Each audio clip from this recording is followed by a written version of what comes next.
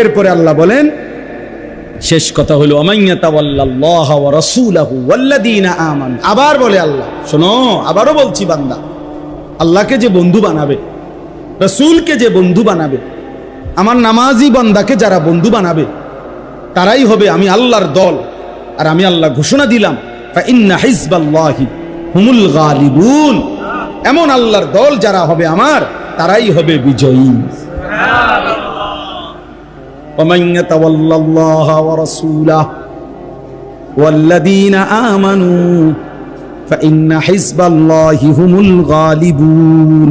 আচ্ছা, আপনি ভাবছেন এমন সুন্দর আয়াত কোরআন শরীফে আছে? বুঝছেন? আমি কেউ আশ্চর্য না, এই কোরআন শরীফে আছে। তাহলে কি বুঝলাম? মুমিনের ভালোবাসা প্রথম কার প্রতি? তারপরে নামাজি মুমিন, মুত্তাকি মুমিন, ইমানদার মুমিন।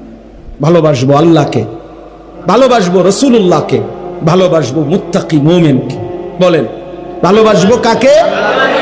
ভালোবাসবো কাকে? সিরিয়ালে কইবেন রাসূলুল্লাহকে। ভালোবাসবো কাকে? মুত্তাকি মুমিন। আল্লাহ আমাদেরকে তৌফিক দান। ছেলেরা তোমরা বদলাও, বদলাও, বদলাও। কেউ কিছু দিবেন, আল্লাহ দিবেন ক্ষমতা। এই দিনও বড় নেতা বলছে, পরিচিত, হুজুর এ দেশে ক্ষমতায় যায় না, ক্ষমতায় বসায়।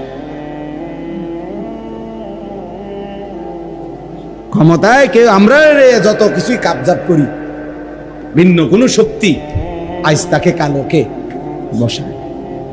প্রয়োজন হইলে রাখে, প্রয়োজন ফুরায় গেলে সরায় দেয়। বুঝেন নাই কথা?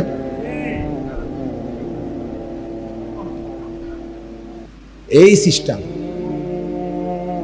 এজন্য